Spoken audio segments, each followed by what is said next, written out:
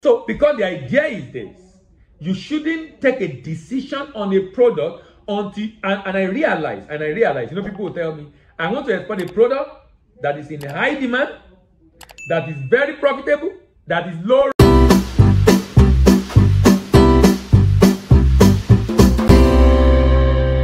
Good day, my name is Dele Ayimibo and I'm your export doctor.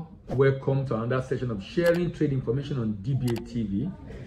In recent times, I've been talking a lot about what you need to consider before deciding on a product for export. So that has made this my series to be consigned to a set of people who are basically merchant, exporter who are merchant, who are non-manufacturer and therefore tied to a particular product. And this is to let them know they can find different options to consider before going into export. Different options of product to consider before going into export, so that you can choose a product that make it easier for you to be able to do it in a successful and sustainable manner. I've done about 5 parts already, and this is the 6th part. In part 1, I talk about the fact that before you consider a product for export, ask yourself, is it prohibited for export? If it's not prohibited, the next thing you need to check is, what is the potential market size for this product? Immediately you discover this product now have potential for export, then ask yourself, can I get purchaser for this product? Do I have what it takes to secure purchaser for this product in the export market? Immediately you realize you can then get purchaser for this product, ask yourself, what is the possibility of sourcing? Is it available readily? Can I get the quantity required and even the quality? And if you solve that problem, you get through that, then ask yourself, do I have the purchasing power? Do I have what it takes? Do I have the cost? Can I bear the cost of being able to export this product? If you have gone through all that and you are fine, the next thing is profitability. Profitability. Profitability. Of course, the goal of a business is to be profitable. The goal of, because the business it then become a not-for-profit or an NGO, which we have to look for funding to sustain it if the business is not profitable. And this comes to the issue of costing and pricing. Costing and pricing. You must be able to learn and have a good understanding of costing and pricing. You must be able to learn and have a good understanding of costing and pricing. You must be able to learn and have a good understanding of costing and pricing. That means you need to know all the cost elements you will bear in this program, in this process of exporting this product, to be able to know, is it going to be profitable? Is it going to be profitable? Am I okay with the profit I'm earning on this program? In this project?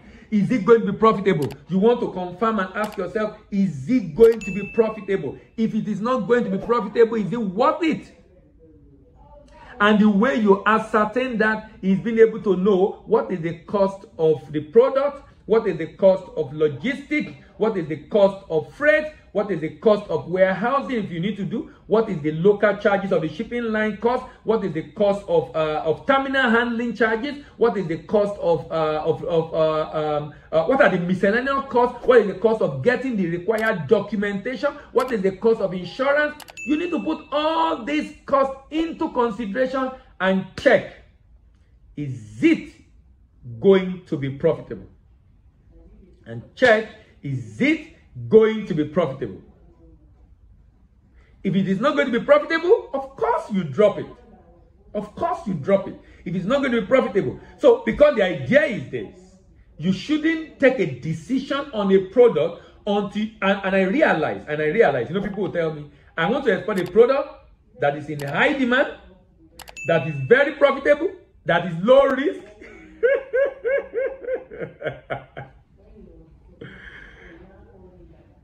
Being profitable is a very important element you need to consider, so that you don't depreciate and reduce your cost, your capital. Because if you do business and you make a loss, that means you have lost part of your capital.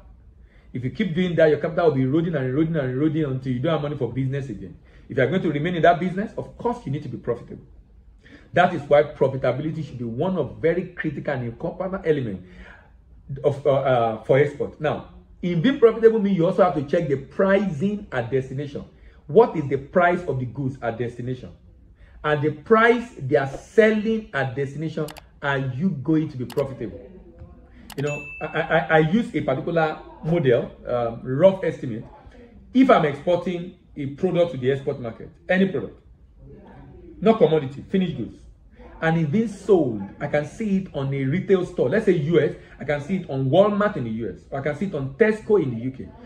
I will go and check the price in Tesco in the UK. If the price in Tesco is £5, my theory, you should be able to export that product at £2.5. If you can't export at £2.5, most likely you will not get a market. If you can expect at about 40-50% of the cost of the price they will sell in the export market, because the other price now involves the cost of clearing, delivery, profit, and taxes in the export market. If you can't export it at that price, you will not be able to be profitable. You will not be profitable. Sorry, you will not get buyers because you won't be profitable. You can now see that if you notice that at half of the price, I will not be profitable, then drop it. Remember, we're looking at checklist. I've done part 1, prohibition list. I've done part 2, potential. I've done part 3, not partner. The purchasers. But you need a partner to get that purchaser. Purchasers.